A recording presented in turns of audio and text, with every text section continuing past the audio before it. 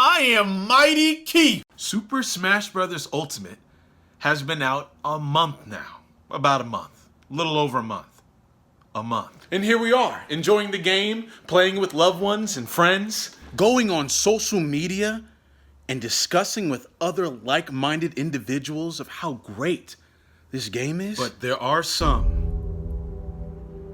that in this 70-man roster of all cool and engaging characters, there are some people who decided to pick up Simon or Richter Belmont. If you choose Simon or Richter Belmont, that tells me that you believe the earth is flat. Belmont players were probably the best kids in school when it came to dodgeball, the way you throw all those damn projectiles. I cannot start any match without hearing take this. I haven't seen any whips cracked like this since the 1600s. I can say that because I'm black. Picking the Belmont shows that you really don't care about interacting with your opponent. It's no longer you versus player 2, it's you versus the game mechanics, and you love that. Fighting the Belmonts is like watching hentai for the first time where everything's all blurred out. It's like you go in there thinking everything's gonna be fun, but it just starts getting annoying.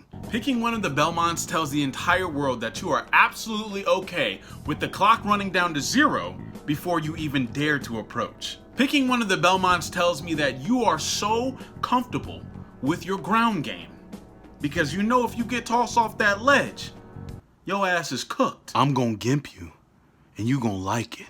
Belmont players are the same kids who got in trouble for making slingshots out of rubber band and little pieces of paper where you just flick it in school. Those are Belmont players now. That's what they grew up to be.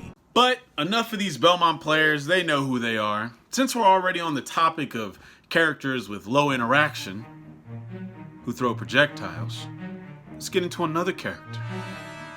Like those damn Olimar players. You know when you see a spider in the corner of your room, blink once and then it's gone, and now you're frantically slapping yourself every time you feel something on your leg because you think a spider's on you. That's what it's like trying to get these damn Pikmin off you in this game. Imagine that the devs in this game really went into the meeting and was like, oh, I got it. Let's make an already obnoxious character even better. Picking Olimar is like removing the cream filling from Oreos and replacing it with toothpaste. There's really no reason to do it other than being a dick. Side note, for those who don't know, the real reason, or one of the biggest reasons why Olimar is even amazing in this game, this is the craziest part. They didn't really even buff him like they buffed him by making him an actual character, if that makes any sense. All the previous games, his aerials acted with a different property to the point where you could beat them out. His aerials would lose to things that aerials aren't supposed to lose to. But in this game, they made his aerials work like they normally should. And so that's a big reason why he's silly now. Because they made him a real character. Can you imagine? Can you imagine making this character a default character and he's amazing? Anyways, I will say this though. Managing those Pikmin, that is a bit of a task. Okay, I'll admit. Using those Pikmin for each scenario that they are best optimal for, while always getting chased down because you're camping. So while always getting chased down and having to play neutral in a pretty fast game, I mean, it does take a little bit of skill. You know, you're not glue eaters like those King K. Rool mains. But y'all are still annoying nonetheless. Olimar players are like the Little Mac players from Smash 4, where it's you just fling the C-stick in a general direction and see if it works. If it does work, you just racked on a bunch of damage or got a kill. If it doesn't work, you just fling the C-stick again. There are people in this world that play Olimar in friendlies. Can you imagine that? Imagine driving 20 minutes through traffic till you go to your friend's house and they pick Olimar. I would be so mad. I gotta deal with this headache during the stress of tournament, trying not to go 0-2, just trying to get out of pools, and you pick this character when I'm trying to play friendlies? What? Picking Olimar shows me you have no consideration for human life. You are in your own lane, and the fears and other emotions of other people do not matter to you. Shame on you. To finish off today's video, I may as well continue with the overall theme of characters who win neutral based off their projectile play. And, man. it just wouldn't be the same if I didn't talk about one of the most prevalent characters of all who have amazing neutrals because of projectiles. And that would be snake players. Snake brought out a PTSD in me I didn't even know I had. When I saw him on screen, I both loved and hated seeing that character. Loved because I could play this obnoxious character who has grenades and C4s and I can control space at all times, but I hated it because I also have to play against that. Picking up Snake tells the entire world that you played Brawl. You have to have a certain mentality to play Snake. It's required because he is not a Smash Bros character. All right, he feels like he doesn't belong in this game. I'm gonna be completely honest. You have to play so differently from him. You cannot play him like you usually play other characters. A lot of Snake players now probably didn't even have like a real Smash 4 character that they could truly vibe with. And then Snake came out and they say, God, yes, I'm going to play this game competitively again. Playing against Snake is like walking in a house where there's Legos all over the floor.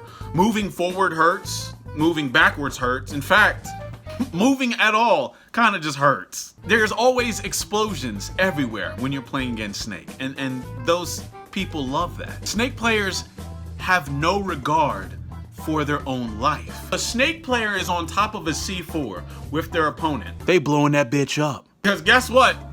Most likely the Snake player ain't gonna die, but you will. Understand that when you're playing against Snake, more than likely you're going to explode. No matter if you attack him, no matter if you stand there, no matter if you get up and get a drink of water, no matter if you're on the ledge. You could even not be on the ledge. You could be trying to recover and you'll somehow still explode. That's what it's like playing against Snake. Picking Snake shows me that you've played every single Metal Gear Solid game that is out there. Even the crazy whack off-brand ones for like the PSP back in the day. When I say off-brand, I mean like kind of just like not in circulation. The ones that weren't all great.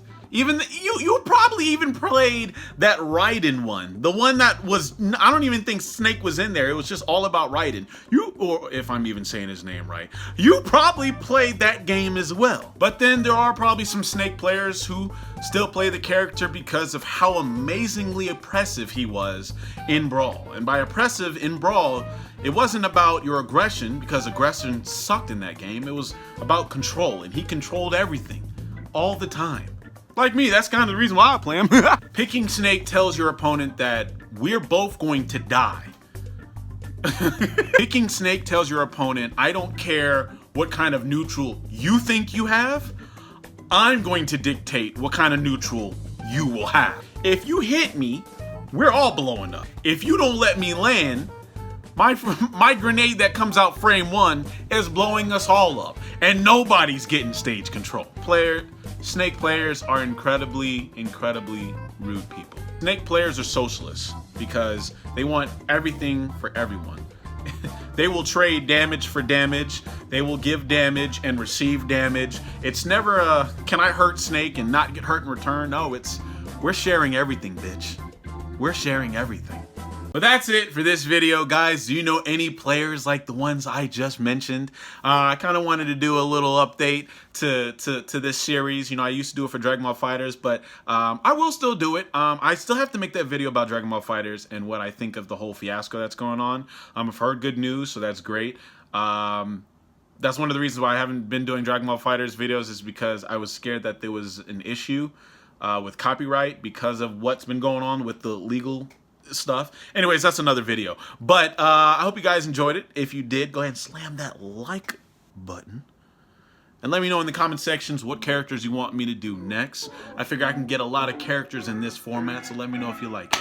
I'll see y'all in the next video. Peace. Or that's just crazy.